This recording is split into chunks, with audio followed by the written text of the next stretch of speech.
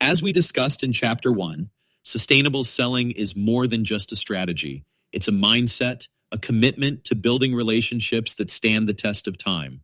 Back in the early days of my career, I learned this the hard way. I remember this one client, let's call her Mrs. Thompson. She wasn't just looking for landscaping. What she really needed was reassurance, consistency, someone she could count on. And honestly, it took me a few tries to figure that out.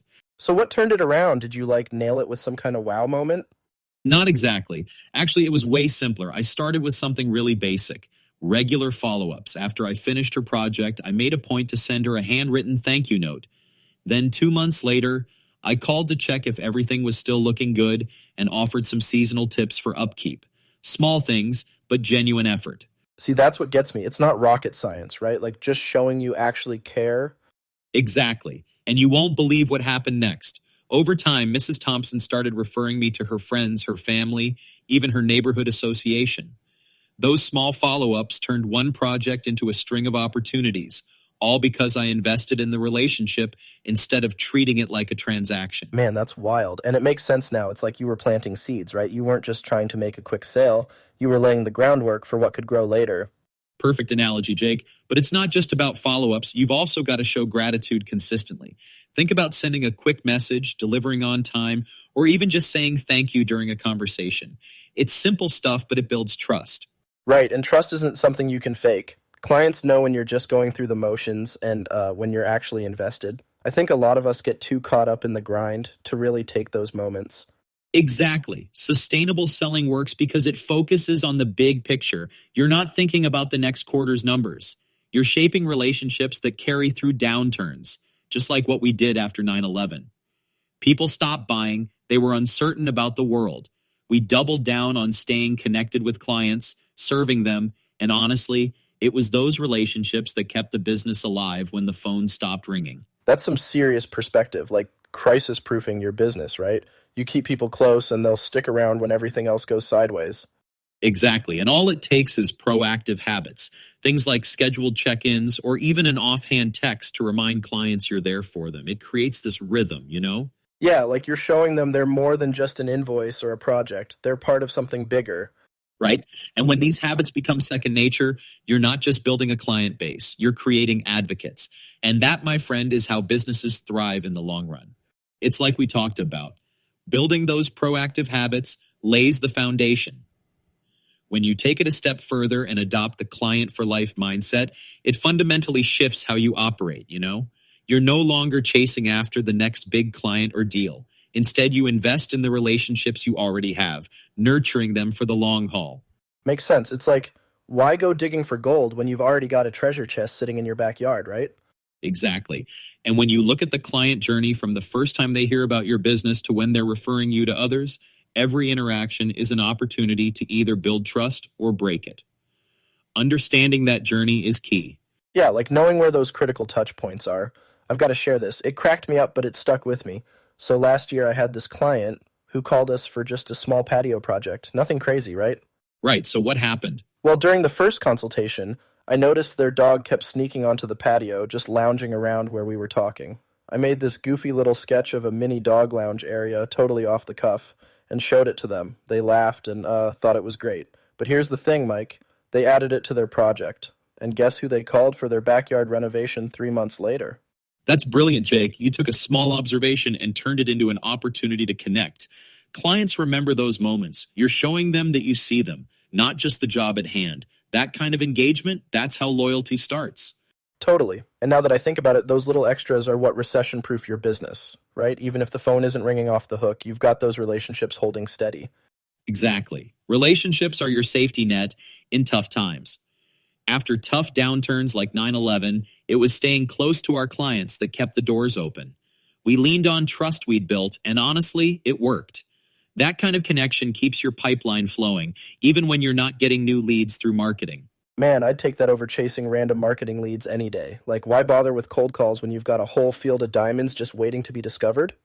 Couldn't have said it better myself. By building those habits, anticipating their needs, exceeding their expectations, you're giving them reasons to stay loyal and refer others.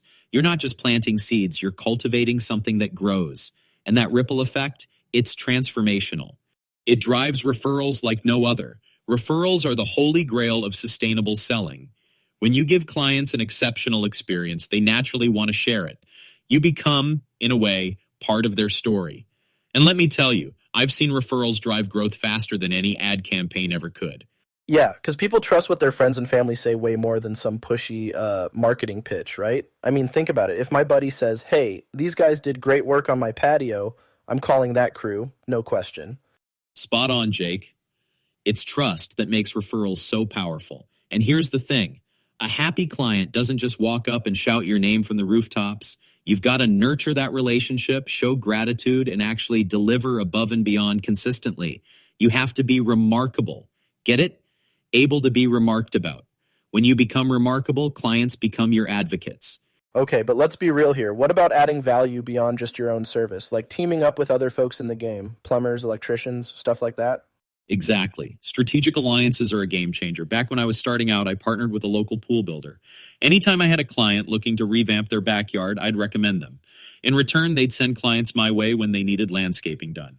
It wasn't just good for referrals, it broadened the services we could offer clients. Man, that's genius. It's like, instead of competing over who's got the bigger slice of pie, you're teaming up to bake a bigger pie, right? Couldn't have said it better myself. Collaborating with others creates a win-win. You're solving more problems for the client, and that's what keeps them coming back for more. Plus, it just adds to the trust factor. They know you've got their best interests at heart. Okay, so we've got referrals and alliances in our toolkit. But what if things aren't so predictable? Like, how do you stay flexible when client demands or market trends start shifting? Great question, Jake. That's where the OODA Loop comes into play. Observe, orient, decide, act. It's honestly one of the best habits you can build if you want to uncover new opportunities in the field, not just react to problems. All right, walk me through it like I'm the rookie here. How would this work when you're actually standing on a client's property? First, you observe. You don't just focus on the job you're there for. You scan the whole property. Maybe you spot a broken gutter pouring water into a mulch bed, creating a washout right by the foundation. So you're kind of like gathering intel, right? Seeing what's really going on? Exactly. Then you orient, you think about what that issue means. Is it just cosmetic or could it lead to something bigger like water leaking into the basement? You're connecting the dots. Right, so you're not just seeing a broken gutter, you're seeing the story behind it, what it could turn into. Yes. Then you decide, is this something I should bring up right now? And if yes, you act. You say something like, hey, Mrs. Smith, do you see that washout in the mulch bed by your foundation? Look up. See that gutter? It's broken and overflowing. That water's hitting hard and could eventually cause basement leaks. Would you like me to take a look and put together a fix for you? Man, that's beautiful. You're not just there doing your job, you're looking out for them. You're protecting their home. Exactly. It's not about pitching something random. It's about being the expert they trust. Because you noticed what they didn't. That's how you make yourself indispensable. It's like you're their second set of eyes, their home advocate. Exactly right. And the cool part? The OODA Loop never stops. Every visit, every walkthrough, you're observing, orienting, deciding, acting, over and over. That's how you find the diamonds that are hiding in plain sight. And it's how you build a business that doesn't just survive, it thrives. Man, I love that. It's like always being ready to pivot, which, let's face it, is kind of the name of the game in this line of work. Exactly. The more observant you are, the more clients trust you. And if you're leveraging referrals, alliances, and the OODA Loop together, you're building a solid foundation that can withstand just about anything. Couldn't agree more. And honestly, it's not just about business. It's about building a legacy, something that lasts. That's right, Jake. And on that note, we've covered a lot today, from sustainable selling to building client trust, creating referrals, tapping into alliances, and staying ahead with the OODA Loop. All these pieces come back to one thing: relationships. You build them with intention, nurture them with care, and they'll help you grow for years to come. Absolutely. And hey, for everyone listening, make sure to tackle the action items for this chapter and engage with your Modern Service Mastery Squad. In the comments area, share the things you observe and bring up, things that clients appreciate and buy.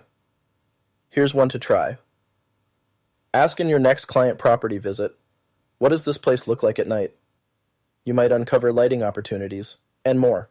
Great point, Jake. Engaging with your team and sharing insights not only helps you grow, but also strengthens the entire community. Let's keep pushing forward together. We'll catch you next time.